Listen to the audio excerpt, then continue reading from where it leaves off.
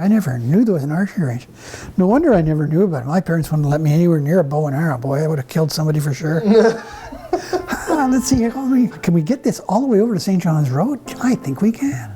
By the 1950s, the craze of the Western movie genre was really taking hold in pop culture. You see, all the youngsters wanted to either wield the gun or wield the bow and arrow. And here in the cute little suburbs of Montreal, it was no different. The local YMCA used to hold archery lessons, here shown in the picture from 1957, so it makes sense that by 1958, since we're just loaded with entrepreneurs here in the West Island, that Mr. Béger would approach the council requesting the opening of an archery range, like a business, like an archery range business. And he wanted to build it here, just west of St. John's, between the 20 and the tracks. And coincidentally, when the motion was passed to approve the archery range, well, that was done by Alderman Ivan Stockwell, the father of Bill Stockwell, the guy who didn't know about the archery range.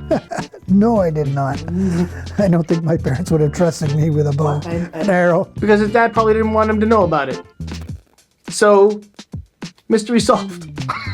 Also passed on one condition, that they build a permanent structure. I guess a hut to lock in all the arrows and bows, I'm assuming. The archery range had its grand opening on June 14th, 1958, complete with a one-of-a-kind moving targets and a free weekly drawing to win a complete archery set. Sounds big, but I'm assuming it was just a bow and like 2 arrows, or whatever. Basically what it was, he set up a little cabana and then a little fence along, and then put in the back bales of hay and put targets on it. And I think you pay 10 cents and you get 25 cents for 10 arrows. Okay, well, and then you try to get the target. Now, to the kids at the time, this must have been incredibly thrilling. But to me, now as a parent, this sounds like an incredibly dangerous place to put an archery range. That area between the railroad tracks and the highway was not that much, maybe 100 yards at the very most. So if you had an archery course going north, any overshot was going to hit a train, and going west, you would be hitting the homes that were there. And to top it all off, the greatest thing that ever happened in the lakeshore was right next door, an ice cream shop. But I digress, because that's, if you know, you know. Maybe they had it so you could have an ice cream cone and shoot arrows at somebody. Try to hit the passing trains. It's a little bit dangerous. Well, I guess if you aim it to, but it was no point. It was just a stick. Yeah. I mean, can you just think of flying arrows all over St. John's and hitting the trains and homes? If I'm looking at it this way, here's the archery range.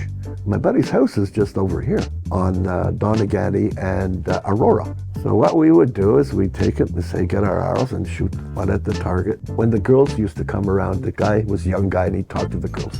So of course we take the arrows and shoot them, and all of a sudden we say, okay, shoot, shoot. We shoot them over to my buddy's house. Then we'd go over in the evening and collect all the arrows ourselves. So we got a lot of free arrows over there. So unfortunately, Mr. Béger made the decision to close it down at the end of that season. So the archery range only lasted that one summer. Probably because location was not favorable, and on account that he kept losing money from all the lost arrows. I'm not blaming Don for this. I'm just saying he probably wasn't the only one. But let's take something positive away from this. A couple of months of business has created decades of memories. Or a couple of hours, just in that short time that I mentioned it to them. I'm sure they weren't thinking about it for decades, but regardless, now you will be. So,